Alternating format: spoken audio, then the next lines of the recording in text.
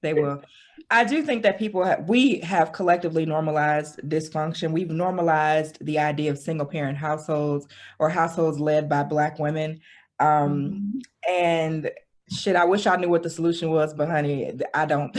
Not today. I don't know what the solution is, but I do know that I've seen the after effects of it. And I've experienced after effects of it as well, because again, Mhm. going back to my mom, there's five of us, and mother was smart, brilliant, loved to read. Like she just was the biggest academic ever.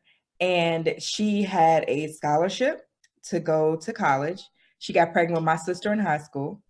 And then she decided, of course, she wasn't going to go to college. So that dream kind of went away. And then there was like this 6 year gap, and then there was four of the kids like back to back to back. So I'm 39. My brothers are, I have twin brothers, 39, set of twins, 37, and the last one is 35 or 36. I can't remember because again, my memory is failing me, but we're all very close together.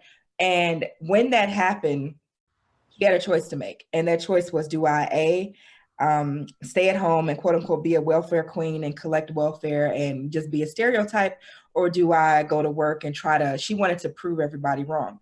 Well, my mom went to work and she worked 16-hour shifts, back to back to back to back to back. Because of course we're talking in the 80s. So minimum wage was what, five something an hour, $6 an hour. It was like $4 or something. Maybe So, and she was a CNA. CNAs have never made shit from back in the 80s or today. They never I think right now you might make $9, $10 an hour as a CNA. And so she opted to work, but in her working, she left five children at home to basically raise themselves. So my sister became the default parent.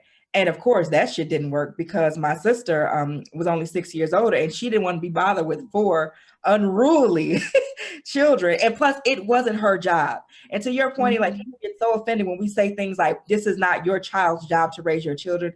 Well, it ain't your child's job to raise your children. Now, if circumstances dictate that and you can't get out of it, that's one thing, but let's not act like that's ideal. It's not, because to this day, my sister still don't want to really mess with us. She's still traumatized. She like, that was some bullshit. And right. I didn't appreciate it. And it was a lot for her. She missed out on a lot of things because of us. Well, no, because of my mother's decisions that she made with her life. So yeah, that's not ideal. So let's stop acting like that's what's up. It's And, not. and you know what, Danielle? You mentioned in that, you said your mother worked 16-hour shifts. Yes. And that's shifting back to the advantage of a two-parent home, because that way all of that isn't on one person. Because I watched my parents, my mom worked days and my dad worked nights. So an adult was always at home with us. Yeah. So, I mean, it works if you have two people that's putting the children's best interests at heart. Yeah. And then you can have one person that wants to put the children's best interests at heart, but then somebody is being selfish. Yeah. And at the end of the day, nobody has your children's best interest at heart more so than the parents. That's just the reality of it. No grandparent, no cousin, no best friend. That's the reality of it. And that's another thing that a lot of us are triggered by, is when we start talking about things like childcare and daycare and the necessity of it. Well, we know that it's necessary, but just so we're clear, it's still not ideal to have basically strangers raising your children. And again, I know that sounds offensive. I mean, I had to do, I didn't have to do it, but I thought about it. And I know it's stressful. I know that you need to go to work and you have things to do, but I promise you, nobody's going to look after your children the way that you will. It's kind of like that example of, I give my children, because my 8-year-old asked me to go to a damn sleepover and I couldn't believe it.